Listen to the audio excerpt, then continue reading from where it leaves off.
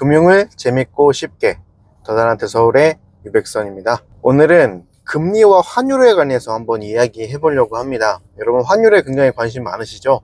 특별히 요즘에 미국 주식장에 투자하시는 분들이 많기 때문에 달러를 사시는 분들이 꽤 있을 겁니다.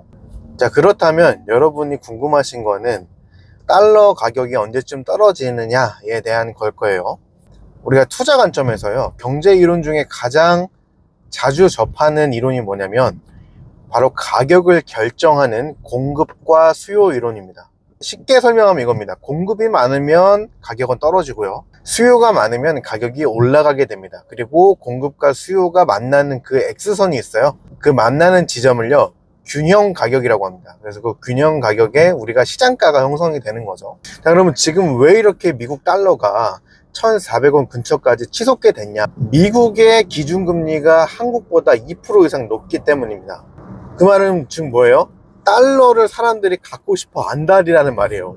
그리고 금리 차이가 심할 때 환율이 더 벌어지는 이유는요, 바로 대표적인 금융권들의 투자 전략인 캐리 트레이딩 때문인데요.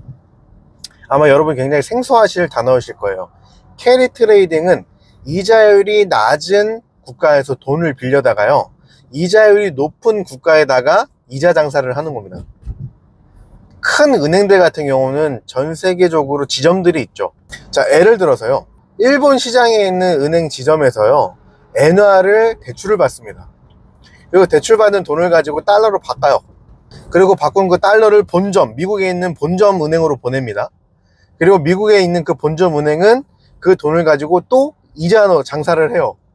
자, 그러면은 2%로 대출을 받은 돈을 가지고 10%의 대출금리로 판매를 하면 어떻게 되겠습니까?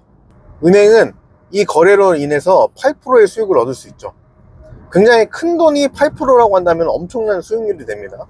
그래서 은행주들이 이 고금리 시기에 정말 많은 돈을 벌 수 있는 이유 중 하나가 그거예요.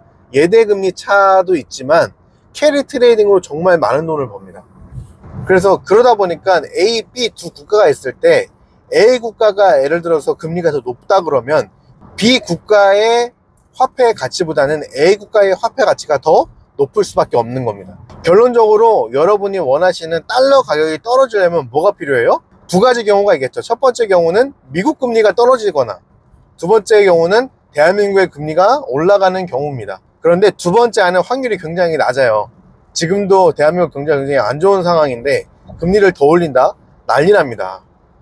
그래서 그토록 전문가들이 뭘 기다리고 있어요? 미국의 기준금리 인하를 간절히 기다리고 있는 거예요.